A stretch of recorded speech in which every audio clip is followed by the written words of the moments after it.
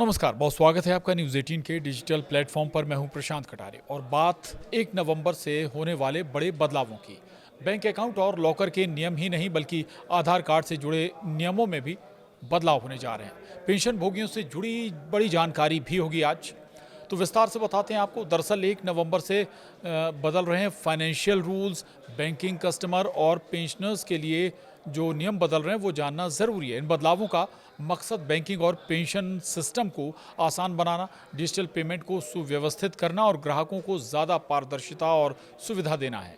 नवंबर का महीना आम ग्राहकों और वित्तीय संस्थानों दोनों के लिए काफ़ी व्यस्त रहने वाला है। बैंक अकाउंट और लॉकर के नियमों में बदलाव होने जा रहा है। दरअसल 1 नवंबर 2025 से बैंक अपने डिपॉजिट अकाउंट, सेफ्टी लॉकर और सेफ कस्टडी में रखी चीज़ों के लिए नए नॉमिनेशन नियम लागू करेंगे। वित्त मंत्रालय ने बताया है कि बैंकिंग लॉ अमेंडमेंट एक्ट 2025 की धारा 10 से 13 के प्रावधान इसी तारीख से प्रभावित होंगे। अब ग्राहक अपने खाते के लिए 4 तक नामांकित व्यक्ति नॉमिनी तय कर सकेंगे। वे चाहें तो सभी को एक साथ नॉमिनेट कर सकते हैं या फिर ये भी तय कर सकते हैं कि ज़रूरत पड़ने पर किस क्रम में नामांकित व्यक्ति को राशि मिले। इससे विवाद और क्लेम में होने वाली देरी को रोकने में मदद मिलेगी। इसके अलावा जो एक और बड़ा बदलाव होने जा रहा है, एसबीआई कार्ड फीस या कहें तो एसबीआई कार्ड की फीस में बड़ा बदलाव होने जा रहा है।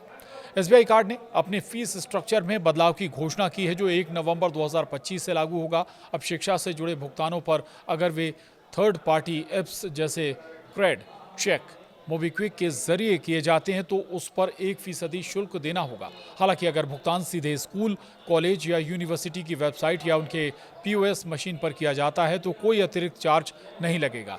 इसके अलावा 1,000 रुपये से ज़्यादा वाले वॉलेट लोड ट्रांजैक्शन पर भी 1% चार्ज लगेगा।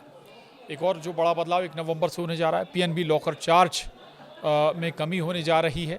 पंजाब नेशनल बैंक पीएनबी ने 16 अक्टूबर 2025 को जारी नोटिस में बताया कि उसने अपने लॉकर रेंट किराया चार्ज कम कर दिए हैं।